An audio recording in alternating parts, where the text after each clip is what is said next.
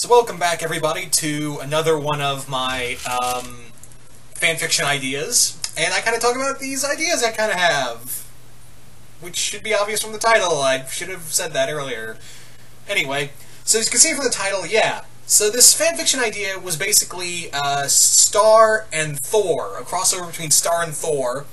And, yeah, if you're wondering if I was going to use just regular Prince of Asgard Thor or Jane Foster Thor, I kind of went with original Thor, mostly because, I'm still far behind on a lot of the Jane Foster stuff, so I didn't want to write something and get something wrong with all the Jane Foster stuff, as her as Thor. I don't hate it.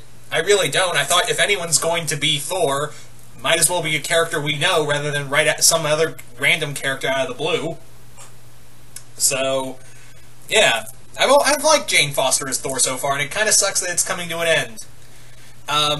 But anyway, I digress. So, yeah, so the story is that, the idea I had for this story of a crossover between Thor and Star was that I created this villain called Zeros. Zeros was this, half-Mumin, half-Asgardian, who was born of a Mumin king and a Asgardian sorceress, and more or less the king the king of Mewni, the king at the time, wanted a son. He didn't want a daughter, even though that's always been my thing. Is like, so why is it they only have daughters? You know, why does Mewni only have daughters and no sons?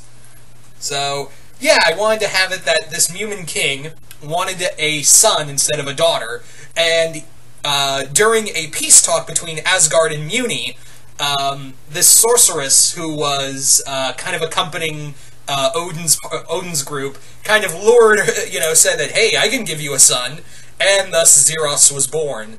Zeros is, like I said, a Mumin-Asgardian hybrid, but the problem was that he was an illegitimate kid, he was an illegitimate child, and Mewni and the people of Mewni and Asgard were not happy about having, not only an illegitimate prince, the possibility of an illegitimate prince on the throne, but one born of being a half-breed, So Mewni and Asgard was kind of like, who's this? What jurisdiction does this fall under? So Odin decreed that this child would be locked away. The child and his mother would be locked away in the pits of hell, Hela's domain. And there they would stay for all eternity, all for their existing lives. So fast forward a couple years, and Zeros escapes hell, and actually goes on a ramp. He proceeds to get his revenge on both Mewni and Asgard.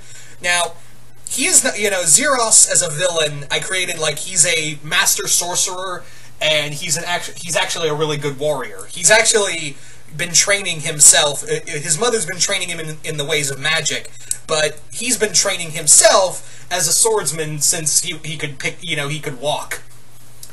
So that was kind of the thing with Zeros. And so his big plan is to gather together the enemies of Mewni and Asgard and launch an all-out attack on both realms simultaneously.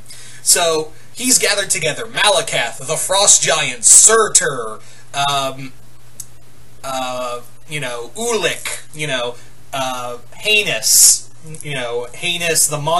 a majority of the monsters, that are against Mewni, the Septarians, Toffee's race. Who else? He's gathered together, just a ton of villains from both sides, and he launches this all-out attack on both Asgard, realms of Asgard and realms and allies of Mewni at the same time. So you've got Malekith and the Dark Elves invading the Ponyhead dimension.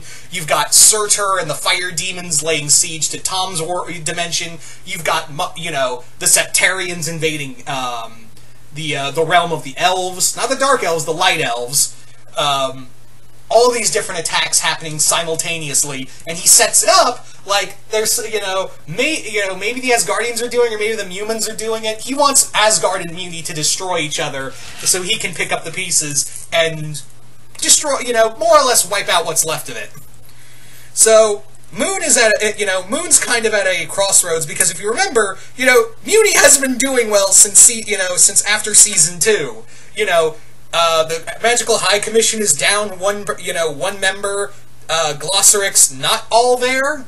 The military's been kind of in disarray, and the people of Mewni are very distrusting of Moon after the whole thing with the, I had it that, a lot of people in Mewni are very distrustful of the royal family because of not only what started of losing the spell book and losing Glossoric, but also that, hey, Ludo invaded us and conquered us, and then we had Toffee back. What the fuck? I thought you were supposed to protect us. So Zeros really plays on that, and, with Mewni, weak as it is, he decides, let's go, let's take him out. Meanwhile, while this is going on, Thor, sensing that something's not right, goes to Mewni and realizes that, oh, shit, Zeros is back. I don't know who this Zeros guy is, but from what I understand from from my dad, he's not a good person. So Star and Thor team up to take the fight to Zeros, but he banishes them to Hell. And now they have to fight their way out of, the realm of the dead.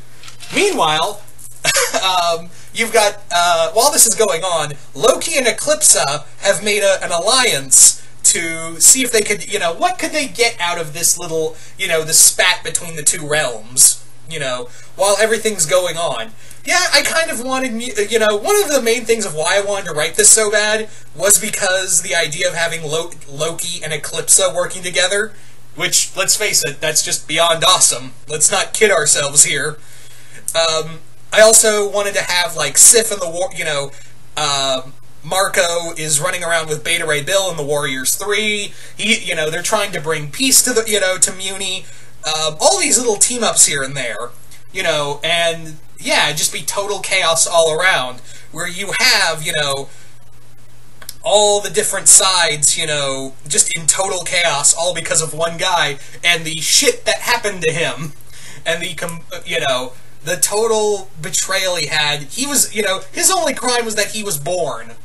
And for those wondering who was the Mewman king who decided to sleep with a sorceress, it was Moon's father. So Star's grandfather, thus making Zeros Moon's uncle and Star's great-uncle. I know, evil uncle thing, and I'm really tired of the evil uncle thing, but at the same time I'm like, well, it makes sense, we don't really get much of Star's family, so maybe, yeah. Maybe I can do the evil uncle thing just once. Anyway.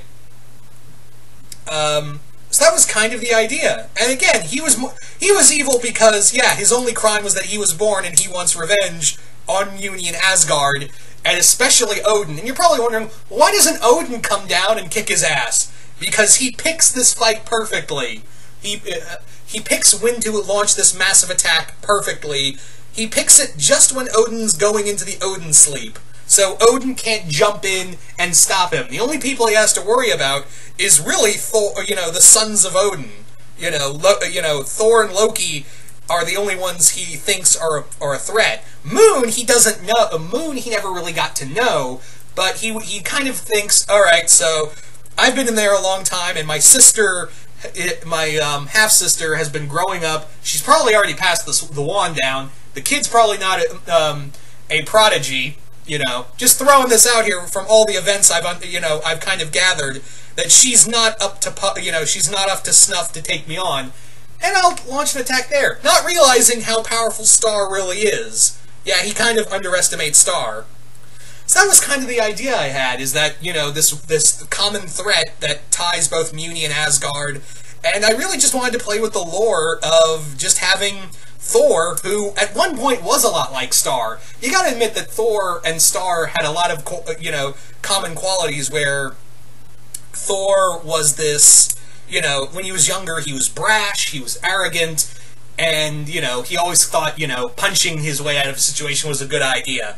And Star's kind of like that, but she's trying her best to change her ways. So yeah, I think Thor would be a great mentor figure to Star. I think Thor would be a great mentor figure to her. And, maybe I was kind of tossing around the idea of either Star or Marco picking up the hammer. But yeah. So that was kind of the idea on a whole. And if you're wondering, yeah, this idea kind of came after I watched Thor Ragnarok. Yeah, kinda just happened. Yeah, so, there you go, guys. That is my idea for a Thor, Star vs. the Forces of Evil crossover.